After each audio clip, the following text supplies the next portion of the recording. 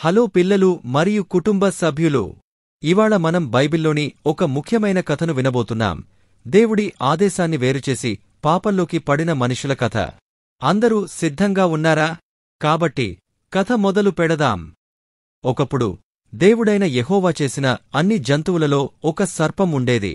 ఆ సర్పం చిరునవ్వుతో సాహసోపేతంగా ఆ స్త్రీని అడిగెను, నీవు దేవుడు చెట్లలో ఉన్న ఫలములను తినకూడదనే మాట విన్నావా? ఆ స్త్రీ సర్పముతో మాటాడు, తోటలోని అన్ని చెట్ల ఫలములను తినవచ్చును, కాని తోట మధ్యలో ఉన్న ఒక ప్రత్యేక చెట్టు గురించి దేవుడు స్పష్టంగా చెప్పాడు. ఈ చెట్టు ఫలాన్ని తినకూడదు, తాకకూడదు. అలా చేస్తే చచ్చిపోతావు. సర్పం దగ్గరికి వచ్చి వినిపించెను, నీవు ఎప్పుడూ చచ్చిపోలవు, కాని ఆ ఫలం తినిన తరువాత నీ కన్నులు తెరవబడతాయి. నీవు మంచి చెడ్డలను దేవుడిలా అర్థం చేసుకుంటావు. ఇది విని ఆ స్త్రీ ఆ చెట్టు ఫలాన్ని చూసి అది తినడానికి రుచికరంగా, చూడటానికి అందంగా, ఇంకా జ్ఞానం సాధించడానికి హృదయానికి హత్తుకునేలా అనిపించెను. ఆమె ఆ ఫలాన్ని తీసుకుని తిని తన దగ్గర ఉన్న అతనికి కూడా ఇచ్చెను. తాను తిన్న వెంటనే వారి కన్నులు తెరవబడివి. వారు తమ నగ్నత గురించి తెలుసుకున్నారు. అంజూరపు ఆకులను కట్టుకుని తమకు వస్త్రాలు చేసుకోవడానికి ఒప్పుకున్నారు. అరె పిల్లలు, ఇంకా కథకు మిగిలిన భాగం ఎంతో ఆసక్తిదాయకంగా ఉన్నది.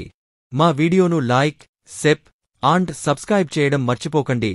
తదుపరి బైబిల్ కథలు కూడా మీకోసం ఉండవచ్చు. సాయంత్ర సమయాల్లో దేవుడైన యెహోవా తోటలో సంచరిస్తూ ఉన్నప్పుడు ఆదాము తన భార్యతో కలిసి దాగి ఉంటున్నాడు.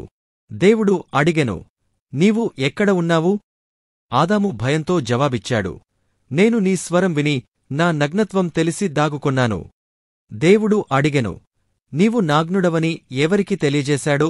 తినకూడదని నేను ఆజ్ఞాపించిన చెట్టు ఫలాన్ని తినివావా? ఆదాము సమాధానమిచ్చాడు, నీ తోడుగా ఇచ్చిన స్త్రీ ఆ చెట్టు ఫలం నాకు ఇచ్చి నేను తిన్నాను. అప్పుడు దేవుడు ఆ స్త్రీని అడిగెను, నీవు ఈ పని చేశావా? స్త్రీ చెప్పుతుందింది, సర్పం నన్ను మోసం చేసి నేను తినినాను.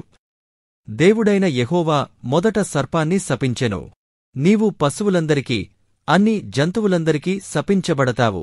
నీవు నీ పొట్టపై నడవాలి, జీవితాంతం ధూళిని తినవలెను.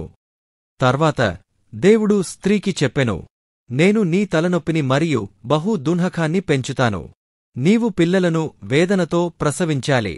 నీ కోరును నీ భార్య పట్ల ఉంచి అతను నీపై పాలుపంచుకుంటాడు.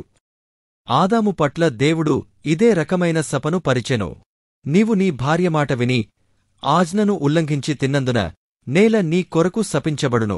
నీ ఆహారము శ్రమతోనే, చెన్నుతోనే పొందాల్సి వస్తుంది.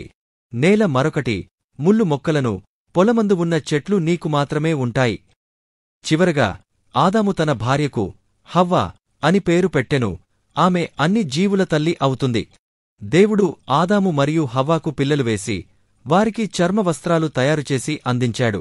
అతర్వాత దేవుడు చెప్పారు, మనిషి మంచిన చెడ్డలను తెలుసుకోవడానికి మనలాగే అవ్వవలెను. కాని భూమి నుండి తీసుకున్న మనిషి మళ్లీ మట్టిలోకి పోవాల్సి వస్తుంది.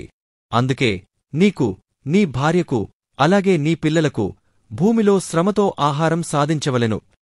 ఇది మనం తెలుసుకున్న పాప కథ. ఈ కథలో మనకు తెలుసుకోవడం ఏమిటంటే, దేవుని ఆజ్ఞలను విధేయంగా వినడం చాలా ముఖ్యం. పాపం వల్ల ఏ విధమైన ఫలితాలు వస్తాయో మనం ఈ కథ నుంచి తెలుసుకోవచ్చు. ధన్యవాదాలు పిల్లలు, ఈ కథను నేరుగా వినడానికి. మీకు ఈ కథ నచ్చినట్లయితే మళ్ళీ మా ఛానల్ను లైక్, షేర్ అండ్ సబ్స్క్రైబ్ చేయండి. మరిన్ని బైబిల్ కథలతో మళ్ళీ కలుద్దాం.